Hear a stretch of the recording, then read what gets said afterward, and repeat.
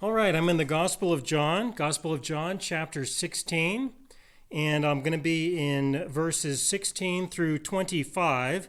This is a part of what Jesus was telling his disciples at the end of his ministry. These were the last things that he had to say to them before he was crucified and resurrected from the dead. I'm going to start out in verse 25 just because verse 25 is kind of like a conclusion to what he says in the verses just above verse 25. In verse 25, Jesus said, "These things I have spoken to you in figurative language, but the time is coming when I will no longer speak to you in figurative language, but I will tell you plainly about the Father." All right? And so he's telling them that these are the things that he has spoken to them in figurative language, which tells us that the verses above this are in figurative language. And so let's look at them from that perspective, that he is going to speak to his disciples figuratively. Now, he has been doing that in a lot of ways already, and I've spoken about this a little bit in previous messages, but let me remind you about some of the important things with regards to speaking in figurative language and why he would do that. In my opinion, the most important reason why he would be speaking figuratively and not just plainly is to give people an opportunity to reject what he is saying.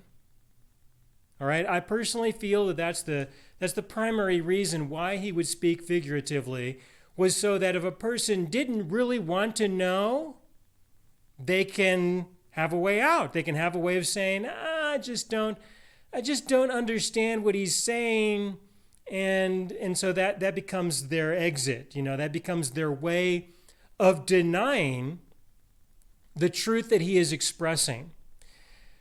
That's one of the reasons why I think he's speaking figuratively, is so that people can have a way out. Another reason why he would be speaking figuratively is because the truths that he would be communicating, if he was speaking plainly, could be so profound and so significant that it would be difficult for them to understand what he was saying as it relates to the things that they already believed.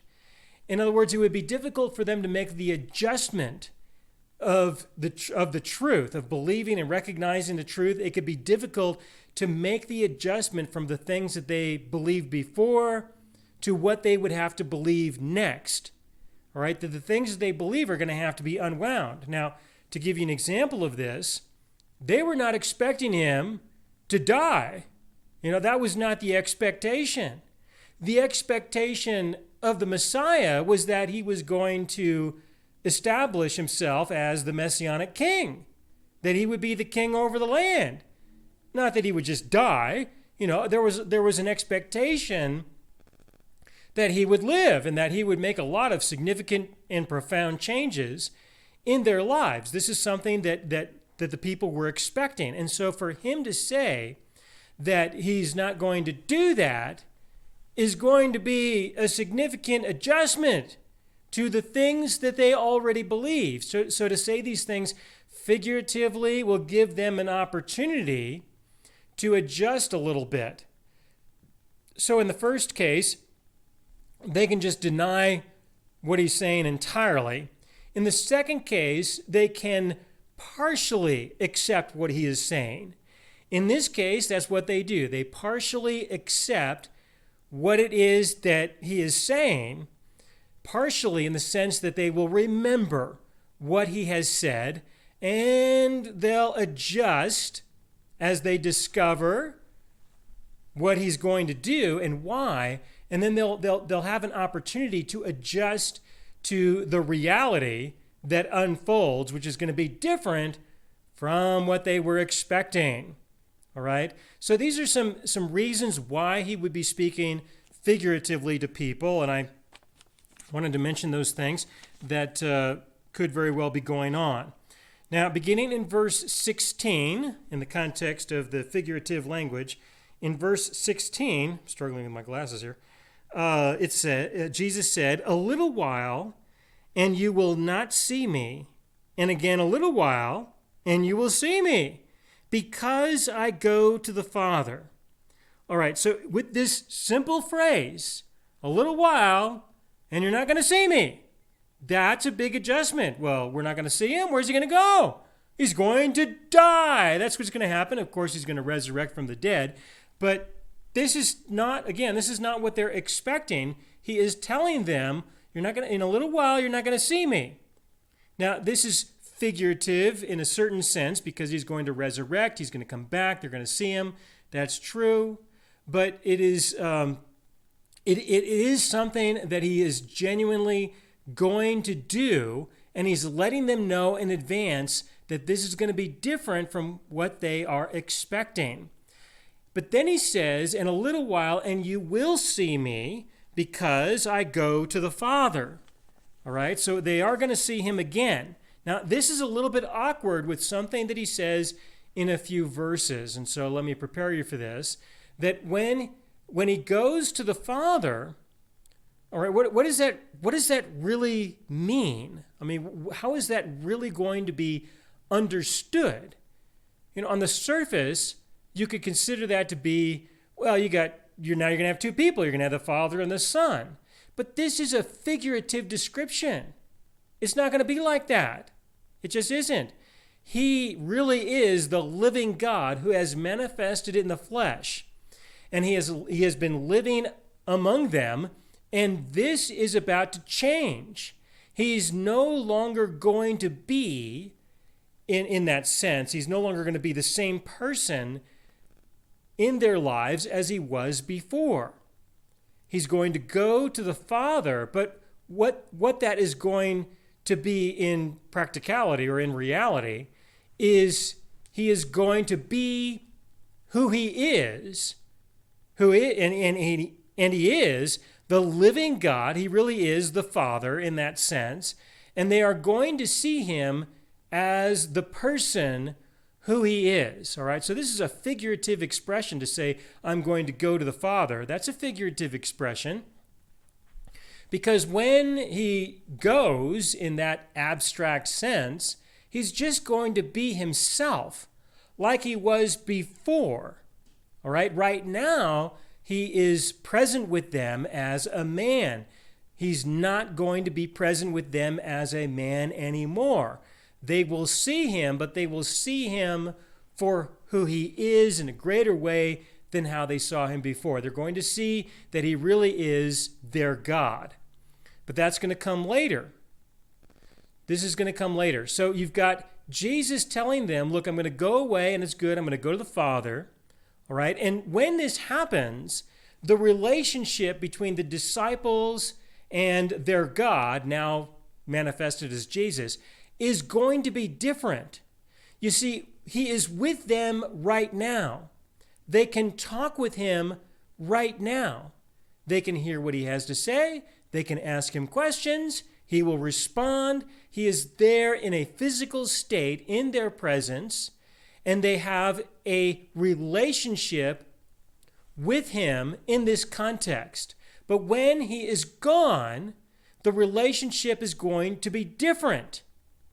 When they speak to their God, they are effectively going to be speaking to Jesus, but they're going to be speaking to him as he has now returned to the state that he was in before, relatively speaking. He's going to return to being who he really is. And so they're going to speak with their God from that day on. So presently, they're able to speak with their God as he has manifested himself as Jesus, the Messiah. But later, they're not going to be talking to Jesus as they once knew him. They're going to be talking to Jesus as who he really is, who is their God. So they're going to be talking to their God. That's what we're going to see him move towards in the following verses. All right, so going back to verse 16, these things I have spoken to you that you should not be made to stumble. Oh, I'm sorry, that's chapter 16, verse 1. I have to look over a little bit to the right on the next page. That's why I'm not wearing my glasses. There you go. Chapter 16, verse 16, a little while, and you will not see me, and again a little while, and you will see me because I go to the Father. All right, so what do his disciples say in response to this? Right? I mean, you're going to see me for a little while, and then you're not going to see me after that. And then you're going to see me a little bit after that. So what do they say? Okay, what do they say? Then some of his disciples said among themselves, "What is this that he says to us? A little while, and you will not see me. And again, a little while, and you will see me. And because I go to the Father." They said, therefore, "What is this that he says? A little while. We do not know what he is saying." All right, now please pay attention to that. The disciples say, "We do not know what he is saying." Okay, now does that give you an indication that the disciples just didn't have it all together right away? You know, they did not understand as much as some of us would prefer that they understood, or as some of us, some people have proclaimed that they understood. They didn't even understand this. We do not understand what he is saying. It makes no sense at all. I'm going to be here for a little while. I'm not going to be here for a little while. And then you're going to see me in a little while later. I'm going to go to the Father. What does that mean? They don't understand. That is the testimony of John here in chapter 16, that they don't understand.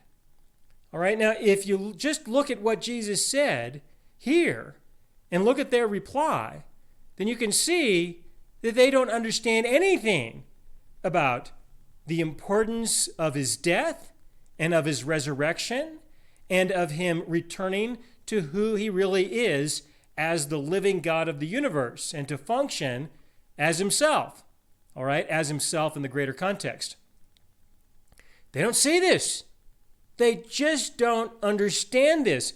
They're not going to understand this or begin to have the potential, it seems, of understanding this until after his resurrection.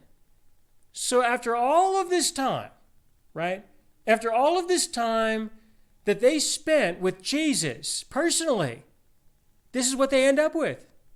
Okay? They end up with, we just don't understand what he's saying.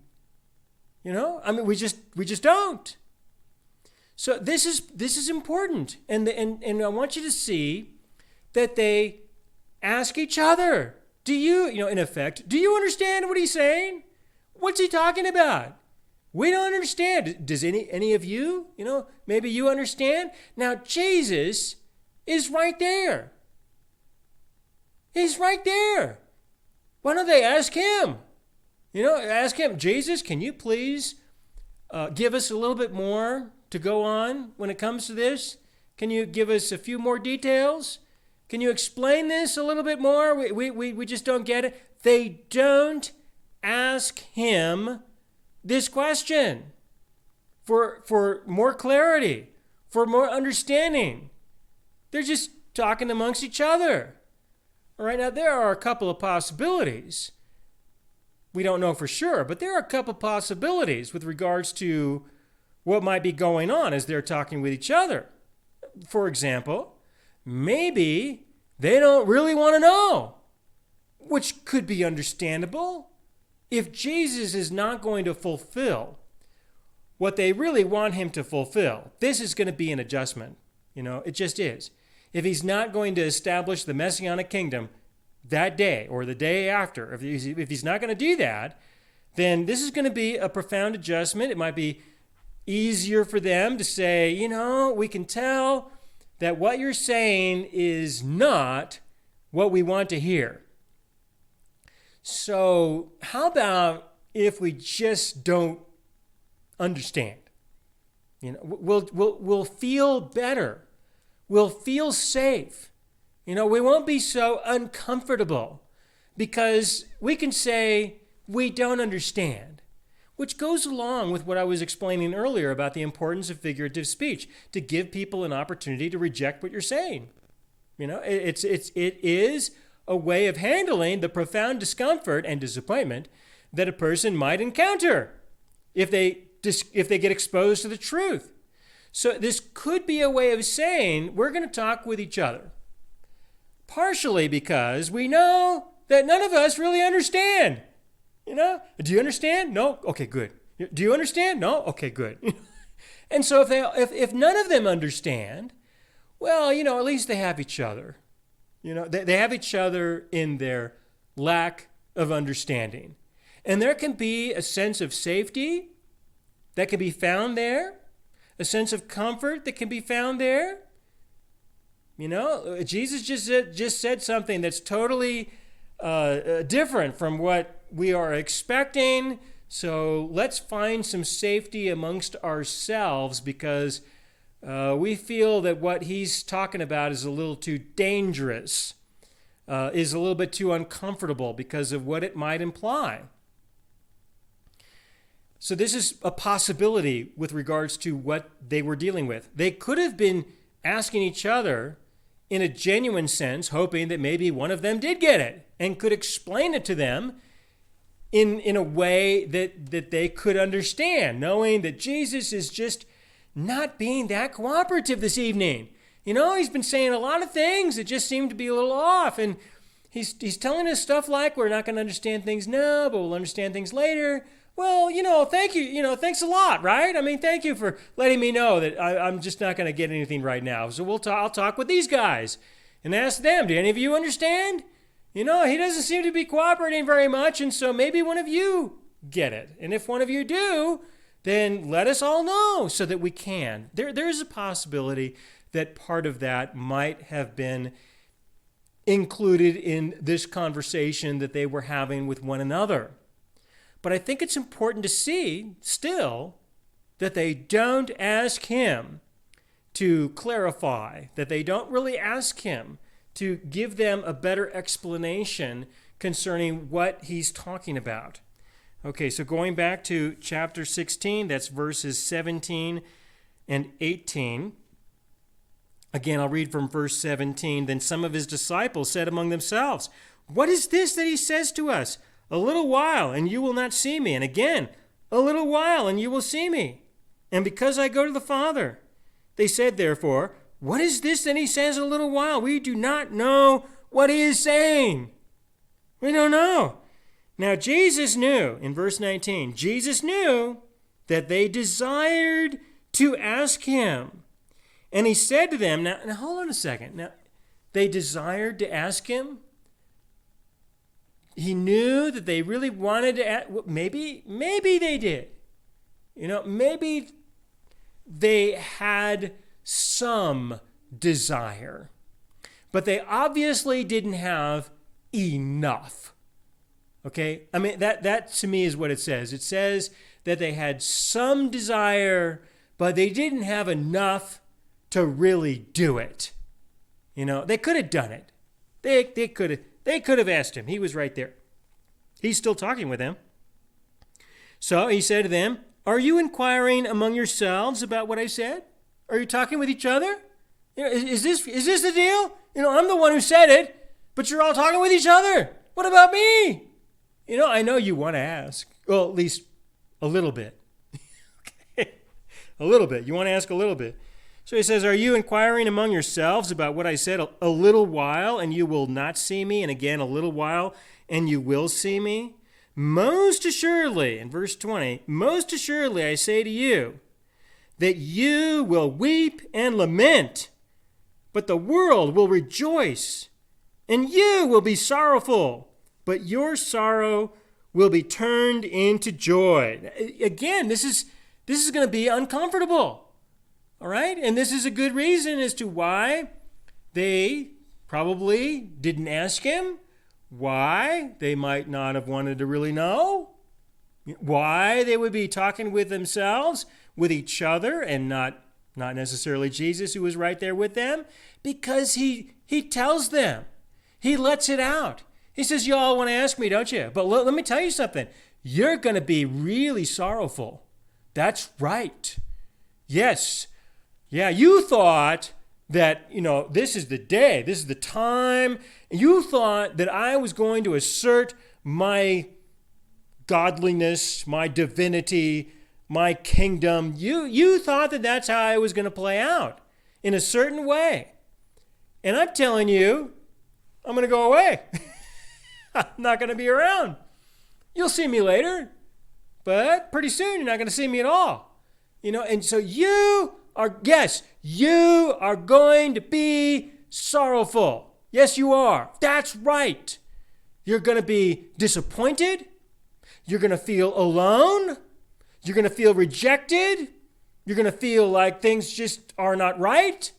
Okay? That's what you're going to get. That's what you're going to experience. That's exactly right. But listen, this is going to turn out good. All right, now, folks, it doesn't mean that everything that happens that is bad, it doesn't mean that all bad things that happen in our lives are necessarily going to come out to be good as we would necessarily want. Although our God can certainly cause all things to work together for good in many ways.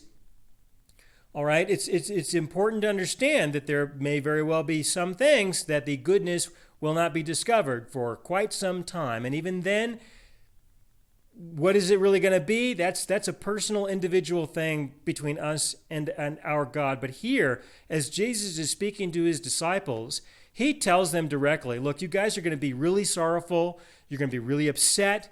You're going to feel alone. You're not going to see me. I'm not going to be around. I'm not going to be accessible. All right? But there is something good that is going to happen from this. All right? So again, beginning in verse 20, John chapter 16, verse 20, he says, most assuredly I say to you that you will weep and lament, but the world will rejoice and you will be sorrowful. All right, now the world is going to rejoice temporarily. All right, but the world that they knew and that they understood, the world would rejoice because they will succeed in murdering Jesus. Okay, that's what it's going to look like. They're going to be all excited. They're going to rejoice. They're going to be happy. And the disciples are going to be sad. But these people are going to be rejoicing because they are going to succeed at committing murder. All right? That's who these people are. Now remember, these are the people that we're trying to reach so that they can be saved.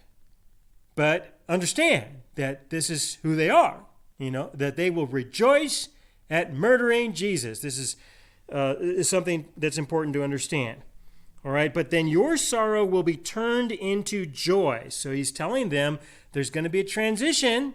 You're going to experience this, but he's effectively telling them something that he wants them to believe.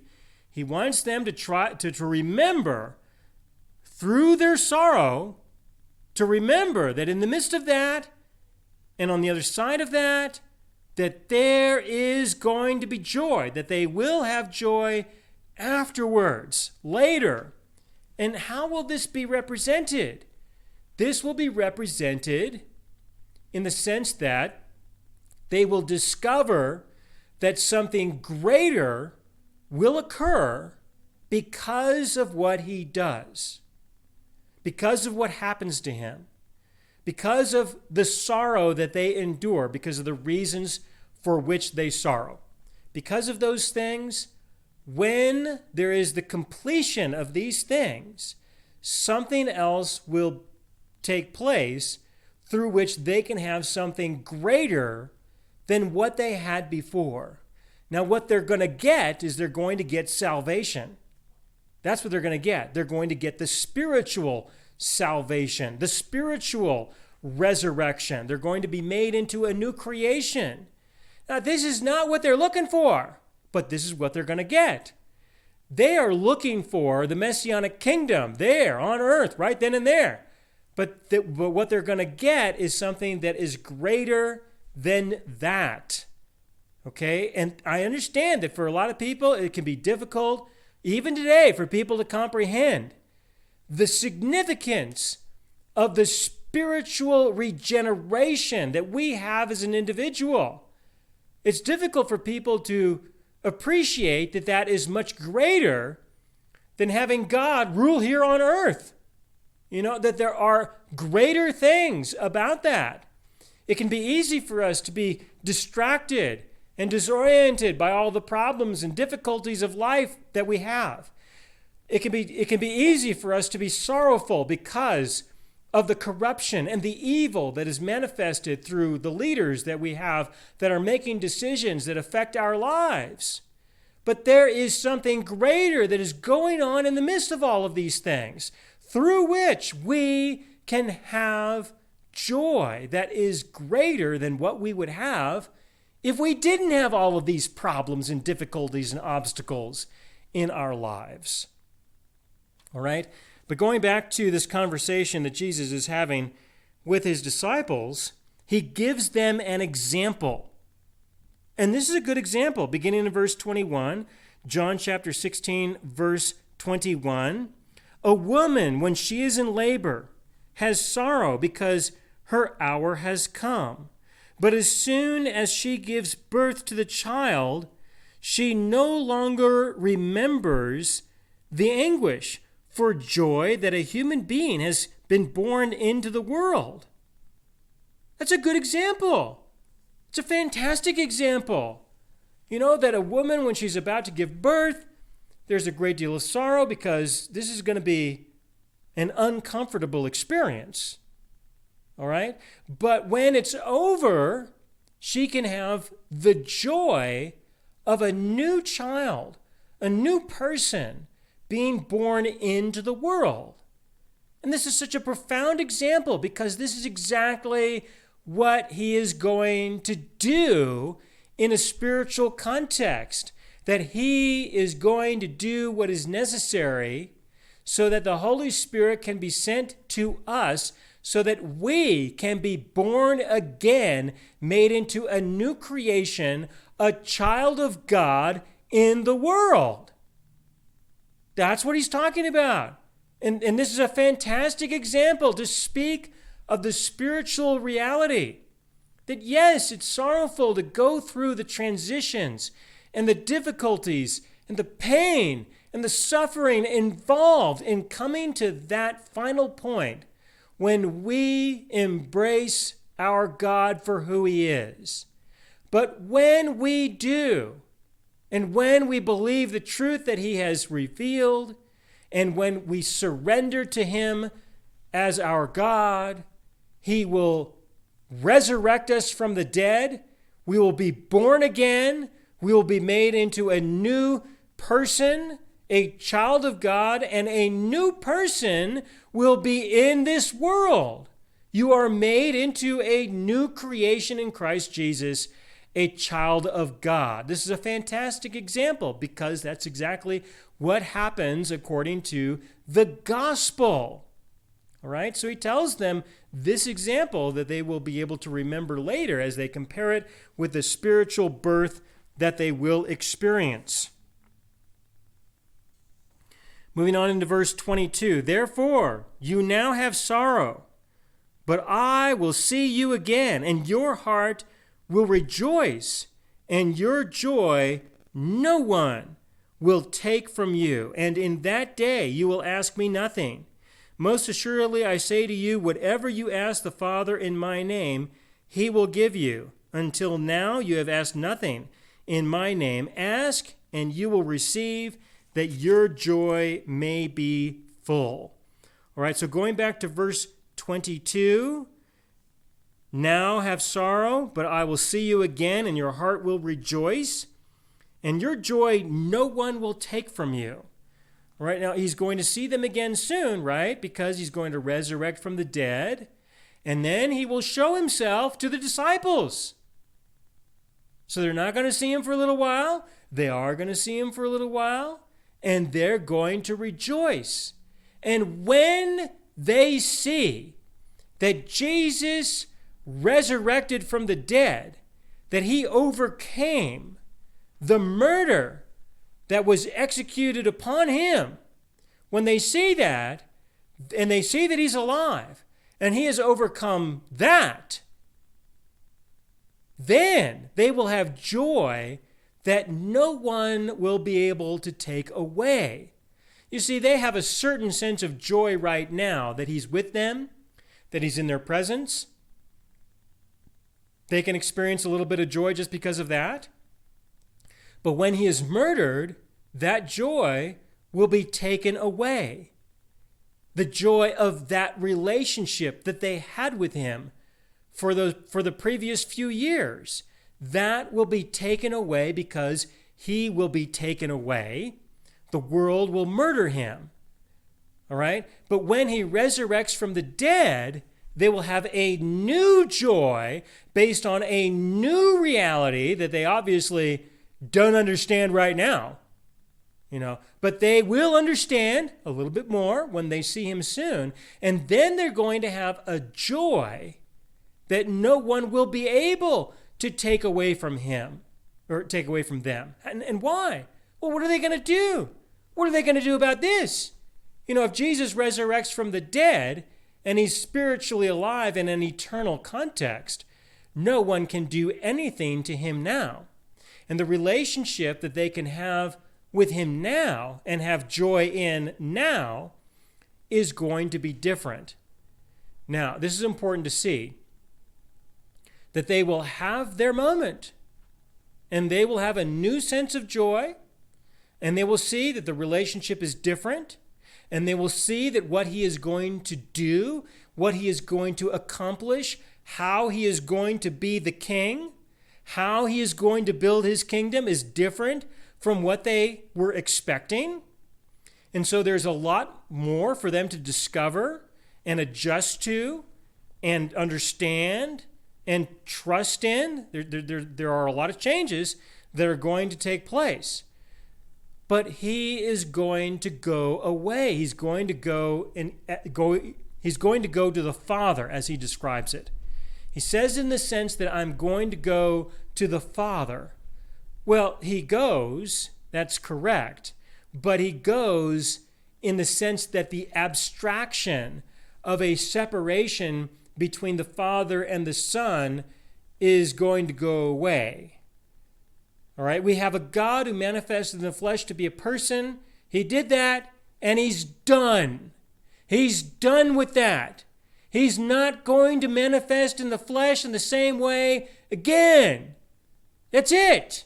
He did it. He's done. Now he's going to go back to who he is with, some extra things.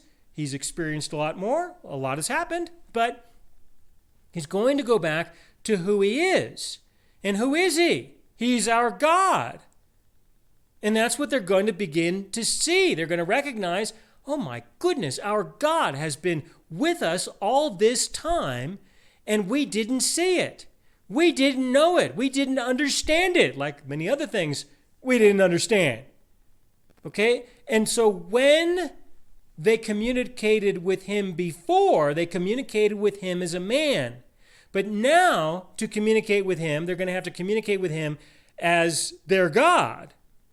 And so they're not going to be speaking with Jesus as they once knew him. They're going to be speaking with Jesus in a different context as he really is. And he really is the Father in the sense of being the same person. He really is their God. And so that's why Jesus makes this adjustment in their understanding by telling them in verse 23, and in that day you will ask me nothing. Okay, that's the adjustment. In that day you will ask me nothing. Why? Because he's going to go back to who he is. That's why. All right, he's going to go back to who he is. Most assuredly I say to you, whatever you ask the Father in my name, he will give you. All right, why? Because he's going to go back to being the divine being that he is. And their transition to that will be to understand him in the context of being the Father, who is the living God. They'll be able to put those two things together and eventually recognize our God is one. This is him. All right, no need to ask Jesus in the sense of who they knew him before, but to ask him now in the sense of who he has revealed himself to really be and who he was all that time that he was with them. Again in verse 23, I say to you, whatever you ask the Father in my name, he will give you. Now this is repetition from previous passages. All right, repetition, that whatever you ask, he will do. Well, there were a few more things that he had to say concerning that. As an example, the dependency on your obedience to the commandments. Okay, but you'll also notice, if you haven't noticed, just go ahead and ask him for a number of things, and you'll discover that probably most of them are things that he will not do. Okay, no matter how you ask. And to ask in the name of Jesus means that you ask in the context and in the understanding of what Jesus has done for you, which is to provide for the forgiveness of sins and the restoration of life, so that you can be made spiritually alive into a new creation, a child of God. In his name means that you are making an appeal to your God on the basis of what he has done for you. Again, to ask your God anything in his name is to ask him to do something on the basis of what he has already done for you. Not on the basis of what you have done for him or what you may promise to do for him, anything like that. But what you'll discover is that, well, it doesn't always transpire as you may ask. He doesn't just do whatever you ask in general, and he doesn't give us complete information to know why he would or would not. Because this is a relational experience between individuals.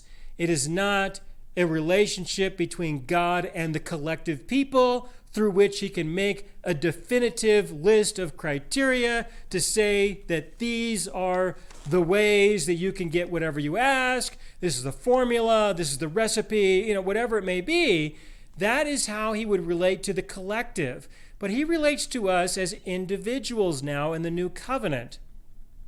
And so in relating to us as individuals, when he does not do things that we ask, all right, when we make an appeal to him, when we pray, when we ask him for anything, and he does not do what we ask, this is a wonderful opportunity for us to ask him for something else, such as divine discernment concerning who we are and concerning who he is.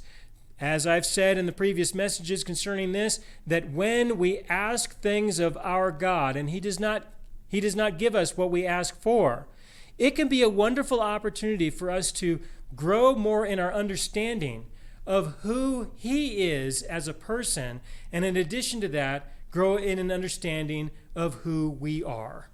All right? Okay, and so in verse 24, until now you have asked nothing in my name. Ask and you will receive, that your joy may be full. But it's going to be a reality in the context that I just mentioned. Okay, I have a question for those of you who are using this for your small groups as a point of discussion. What are the struggles you have had through which you have had joy? In your own life and in your own experiences, you've had some struggles in your life. What were some of those things that you experienced, and that because you experienced those things and you went through those things, the struggles and the tribulations and the difficulties, that on the other side of those things, as it relates to your relationship with your God, how did you encounter and experience joy? Okay, I think that's a pretty good question to ask for a good discussion, and I will continue into the next passages, John chapter 16, verse 26, in the next message. Thanks.